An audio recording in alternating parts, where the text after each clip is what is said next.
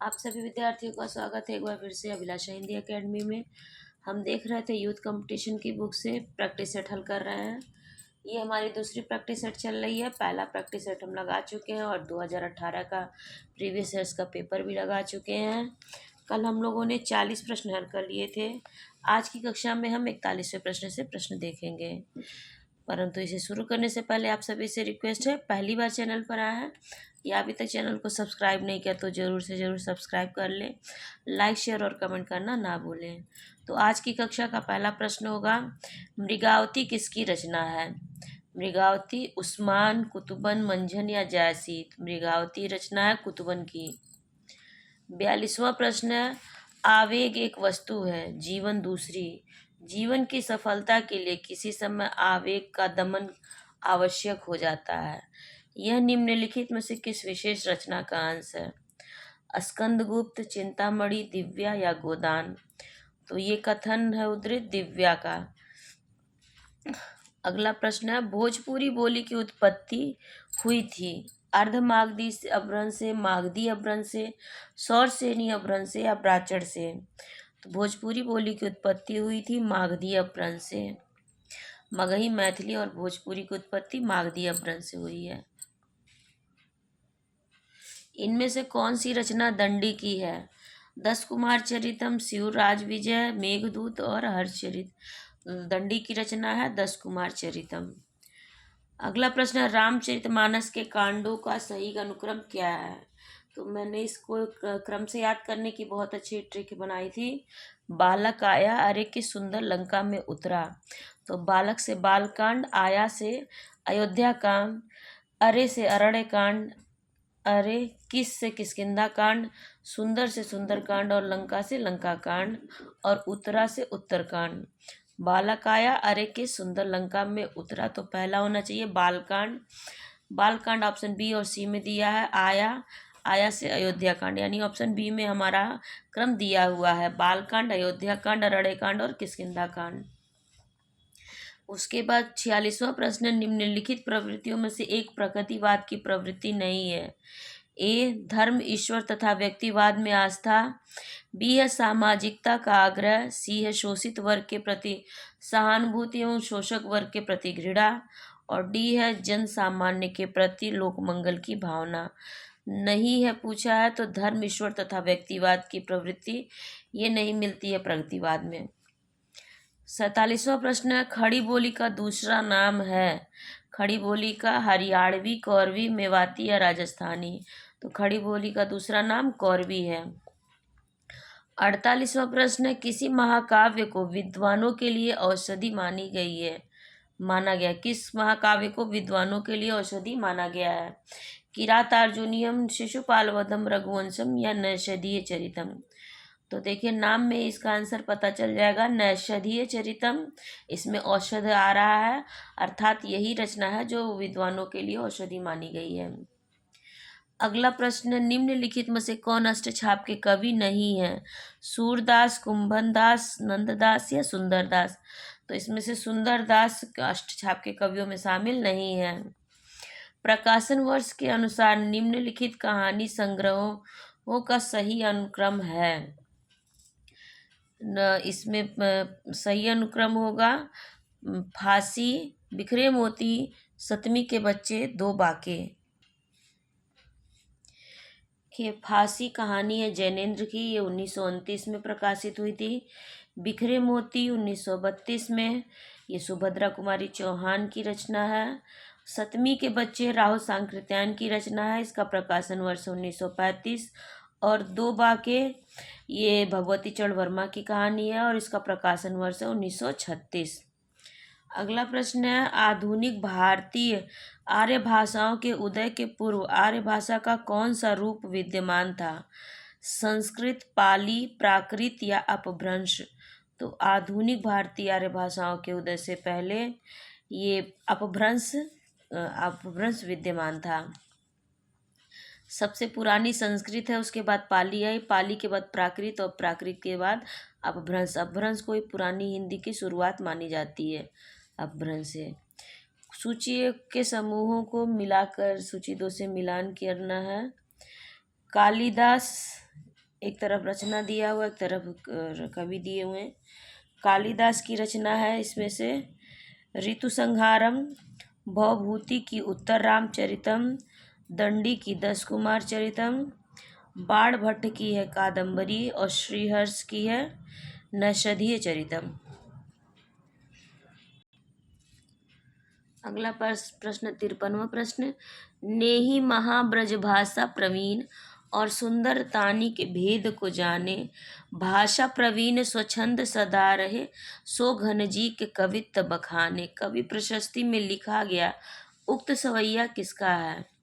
तो ये सवैया है ब्रजनाथ घनानंद ठाकुर या बोधा का। तो ये प्रशस्ति लिखा गया है ब्रजनाथ द्वारा। निम्नलिखित को सुमेलित करना है। अकहानी इस तरह एक कहानी आंदोलन दिए हैं, दूसरे तरफ उसके प्रवर्तक के नाम दिए हैं। तो अकहानी है इसमें से गंगा प्रसाद विमल जी का। सक्रिय कहानी है राकेश वत्स डॉक्टर महीप सिंह का। सक्रिय कहानी है राकेश वत्स जी का। फिर समानांतर कहानी है समानांतर कहानी कमलेश्वर का और सचेतन कहानी डॉक्टर महीप सिंह का है।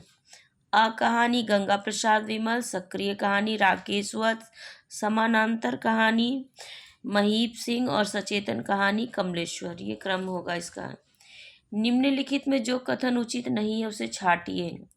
एक भाषा में प्रकट किए गए भावों व विचारों को दूसरी भाषा में प्रकट करना अनुवाद कहलाता है। सही है। अनुवादक के लिए केवल किसी एक भाषा का ज्ञान पर्याप्त है। अगर अनुवादक होगा तो उसे दो भाषाओं का ज्ञान आवश्यक है ताकि वो एक भाषा से दूसरे भाषा में अनुवाद कर सके। यही कथन इसमें से गलत है। जिस भाषा से अनुवाद किया जाता है उसे स्रोत भाषा और जिस भाषा में अनुवाद किया जाए उसे लक्ष्य भाषा कहते हैं। सही है। अनुवाद शब्द अंग्रेजी के ट्रांसलेशन का पर्याय है, ये भी सही है। भारवी की माता का क्या नाम था? सुशीला, गीता, सुनीता या मीता? तो भारवी की माता का नाम सुशीला था। निम्नलिखित कविताओं को उनके प्रकाशन वर्ष के साथ सुमेलित करना है। प्रेम माधुरी का प्रकाशन हुआ था 1875 में। एकांतवासी योगी इसका प्रकाशन हुआ था 1886 में। हिमतरंगिणी इसका प्रकाशन 1948 में और निहार 1930 में प्रकाशित हुआ था। तो ये क्रम है इसका। डॉक्टर हरिवंश राय बच्चन की कृति क्या भूलूं क्या याद करूं किस विधा में लिखी गई है? संस्मरण, उपन्यास, रेखाचित्र या आत्मकथा? तो ये इनकी आत्मकथा है बच्चन जी की, जो 4 भागों में लिखी गई है। क्या भूलूं क्या याद करूं, नीड़ का निर्माण, फिर बसेरे से दूर और 10 द्वार से सोपान तक। ये 4 भागों में लिखी गई है इनकी आत्मकथा। व्यवहार के आधार पर शब्द के कितने भेद होते हैं? 5, 4, 3 या 2? तो व्यवहार के आधार पर शब्द के 2 भेद होते हैं, सामान्य शब्द और तकनीकी शब्द। अगला है राजशेखर के नाटक का नाम है बाल रामायण, चंड कौशिक, नेषधानंद या आचार्य चूड़ामणि? राजशेखर के नाटक का नाम बाल रामायण है। ऑप्शन ए सही है। हिंदी भाषा के मानकीकरण की दृष्टि से कौन सा युग सर्वाधिक महत्वपूर्ण युग था? भारतेंदु युग, द्विवेदी युग, छायावादी या प्रगतिवादी? तो भारतेंदु युग में भाषा खड़ी बोली में लिखनी प्रारंभ हुई थी और मानकीकरण हुआ था इसका द्विवेदी युग में। ऑप्शन बी सही है इसका उत्तर। महादेवी वर्मा के रेखा चित्र में इनमें से कौन सा नहीं है? अतीत के चलचित्र, पथ के साथी, स्मृति की रेखाएं, उपरोक्त सभी? तो उपरोक्त सभी महादेवी वर्मा के रेखाचित्र हैं। जिन ध्वनि चिन्हों द्वारा मनुष्य परस्पर विचार विनिमय करता है उसको समष्टि रूप में भाषा कहते हैं। भाषा की यह परिभाषा किसने दी थी? आचार्य देवेंद्रनाथ शर्मा, डॉक्टर मंगल देव शास्त्री, डॉक्टर बाबूराम सक्सेना या डॉक्टर श्याम सुंदर दास? तो इसका उत्तर है डॉक्टर बाबूराम सक्सेना। उज्ज्वल शब्द का सही संधि विच्छेद है उज धनज्वल, उज्ज धनवल, उत धनज्वल और उज धनवल। तो उज्ज्वल का सही संधि विच्छेद होगा उत धनज्वल। नाटक जारी है काव्य संग्रह के रचयिता हैं श्रीकांत वर्मा, चंद्रकांत देवताले, धूमिल या लीलाधर जगुड़ी। तो नाटक जारी है, ये लीलाधर जगुड़ी का है। विभावानुभाव व्यभिचारी संयोगाद्रस निष्पत्ति को प्रतिपादित किया था। ये भरत मुनि की परिभाषा है जो इन्होंने नाट्यशास्त्र में दी है रस के बारे में। दशरथ के पुत्र राम ने रावण को मारा, इस वाक्य में कौन सा पद कारक बनने की सबसे कम योग्यता रखता है? राम, रावण, दशरथ या पुत्र? तो इसमें पुत्र सबसे कम योग्यता रखता है कारक बनने के लिए। एको रस करुण एव निम्नलिखित में से किसका कथन है? एको रस करुण कहने वाले भवभूति जी हैं। इन्होंने करुण रस का रस राजत्व स्थापित किया था यह कहकर। निम्नलिखित काव्य कृतियों को उनके कवियों के साथ सुमेलित कीजिए। देखिए इधर एक तरफ दिया हुआ है, पर एक पेज में मेरे मुक्ति प्रसंग, खुशबू के शिलालेख, और दूसरे पेज में बाकी दो आया है, अनुभव के आकाश में चांद और रेणुका। इसका उत्तर मैं बता दे रही हूँ। मुक्ति प्रसंग राजकमल चौधरी का है, खुशबू के शिलालेख भवानी प्रसाद मिश्र, अनुभव के आकाश में चांद लीलाधर जगुड़ी का, और रेणुका रामधारी सिंह दिनकर का की रचना है। अगला प्रश्न है, निम्नलिखित काव्य लक्षणों को उनके आचार्यों के सही नामों के साथ सुमेलित कीजिए। एक तरफ काव्य लक्षण दिए गए हैं, दूसरे तरफ कवि दिए गए हैं। शब्दार्थो सहितो काव्यम, शब्दार्थो सहितो काव्यम इसमें से है, शब्दार्थो सहितो काव्यम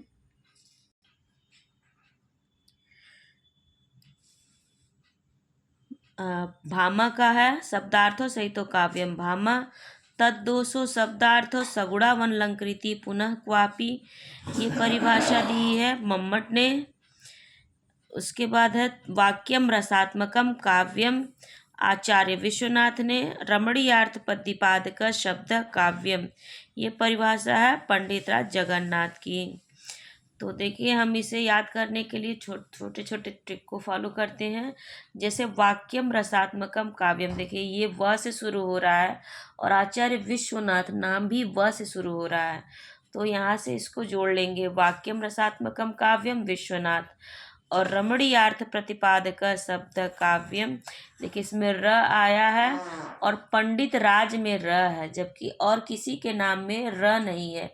विश्वनाथ, भाम, मम्मट या आनंदवर्धन में र नहीं है, जबकि रमणीयार्थ प्रतिपादक शब्द काव्य में र आया है और पंडित राज में र है। इस तरह से हम इसको जोड़ लेंगे तो हमें इस तरह के प्रश्न आएंगे, तो हम हल करने में थोड़ी हमको सहूलियत हो जाएगी।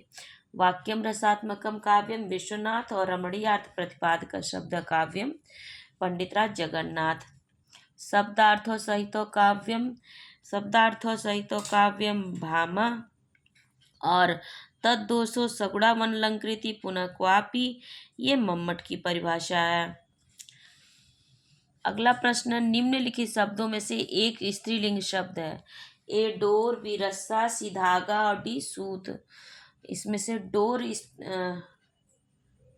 स्त्रीलिंग शब्द है। डोर टूटती नहीं है, डोर बांधी जाती है, जबकि रस्सा बांधा जाता है, धागा धागे से सिला जाता है और सूत काटा जाता है, इसलिए डोर इसमें यहाँ पर स्त्रीलिंग शब्द है। हमें जब वाक्यों में प्रयोग करेंगे तो हमें शब्द का लिंग पता चल जाएगा। अगला प्रश्न है, किरातार्जुनीयम के रचनाकार हैं। किरातार्जुनीयम ये रचना है भारवी की। अतिरेकवादी पूर्णता की तुष्टि करना कब रहा आसान? मुक्तिबोध द्वारा किया गया यह कथन किस विशेष मन स्थिति का द्योतक है? ए है असहायता, बी है भूखों के दुराग्रह से उत्पन्न असह्य स्थिति, सी कभी पूरा न करने की लाचारी, और डी है राक्षसी वृत्ति का सामना न कर पाने की चिंता। तो इसका उत्तर होगा बी, भूखों के दुराग्रह से उत्पन्न असह्य स्थिति को के लिए मुक्तिबोध ने कहा था अतिरेकवादी पूर्णता की तुष्टि करना कब रहा आसान। इन ग्रंथों का काल के आधार पर सही अनुक्रम कौन होगा? काव्यादर्श, ध्वन्यालोक, काव्य प्रकाश या साहित्य दर्पण। तो काव्यादर्श दंडी की रचना है और इसका प्रकाश मतलब माना जाता है कि 600 ईस्वी में लिखा गया। आनंदवर्धन की रचना है ध्वन्यालोक और ये 850 ईस्वी की रचना मानी जाती है। मम्मट का है काव्य प्रकाश जो 12वीं सदी की रचना मानी जाती है। और विश्वनाथ का है साहित्य दर्पण जो कि 1384 की रचना मानी जाती है। तो हमारा क्रम यही सही होगा। ऑप्शन ए में काव्यादर्श, ध्वन्यालोक, काव्य प्रकाश और साहित्य दर्पण। अगला प्रश्न, हिंदी भाषा में वचन कितने होते हैं? तो हिंदी भाषा में 2 ही वचन होते हैं, एक वचन और बहुवचन, जबकि संस्कृत में 3 वचन होते हैं। सुधन आगतम, स्वागतम, इस संधि में निम्नलिखित में से कौन सा सूत्र लगा है? अका सवर्णे दीर्घा, आदगुण, इको यड़ची या वृद्धि रेची। सुधनागतम स्वागतम में इको यड़ची सूत्र लगा है, यानी इक के स्थान पर यड़ आदेश हो जाता है। इक यानी ई के आधार पर य, उ के आधार पर वह, ई उ, उसके बाद री के स्थान पे र और री के स्थान पे ल हो जाता है। अर्थात यहाँ पर सूत्र का लगेगा इको यड़ची। प्रयोगवादी कवियों की रचनाएं किस सप्तक में संग्रहित हैं? तार सप्तक, दूसरा सप्तक, तीसरा सप्तक या चौथा सप्तक? वैसे तो चारों में है, लेकिन इसका प्रश्न का उत्तर होगा तार सप्तक, क्योंकि पहली बार सर्वप्रथम तार सप्तक के कवियों में प्रयोगवादी कवियों की रचनाएं संग्रहित हुई थी। बायोग्राफिया लिटरेरिया का प्रकाशन वर्ष है 1817। बायोग्राफिया लिटरेरिया का प्रकाशन वर्ष 1817 है। निम्नांकित वाक्यों में क्रिया विश्लेषण युक्त वाक्य कौन सा है? मैं कल नहीं जाऊंगा, ये फूल सुंदर है, लड़का रोते रोते घर पहुंचा और आज शाम को मत आना। इन सभी में ये लड़का रोते रोते घर पहुंचा में क्रिया विशेषण युक्त वाक्य है। युष्मद शब्द का तृतीया में एक वचन होगा त्वम, त्वाम, तोया। तृतीया में इसमें तोया होगा, यानी कि ऑप्शन सी में दिया है अहम, माम, मया, मह्यम। ये अहम का होगा, अस्मद का होगा, और युष्मद का त्वम, त्वाम, तोया, तुभ्यम। तो ये रूप चलेंगे। तो तोया इसमें तृतीया में आ रहा है, ऑप्शन सी में दिया हुआ है। तो इस प्रैक्टिस को मैं यहीं पे रोकती हूँ। अगली कक्षा में हम इसके 81वें प्रश्न से 120वें प्रश्न तक देखेंगे और 3 भागों में ये संपूर्ण हो जाएगी। थोड़ी तबीयत अभी भी ठीक नहीं है, तो मैं इस कक्षा को यहीं पर रोकती हूँ। तब तक आप सभी से रिक्वेस्ट है, अगर लग रहा हो मेरी मेहनत कुछ आप लोगों के लिए उपयोगी होगी तो ज़रूर से ज़रूर लाइक, शेयर और कमेंट करना ना भूलें। प्लीज़ लाइक तो ज़रूर कर दिया करें। आप सभी का बहुत बहुत धन्यवाद।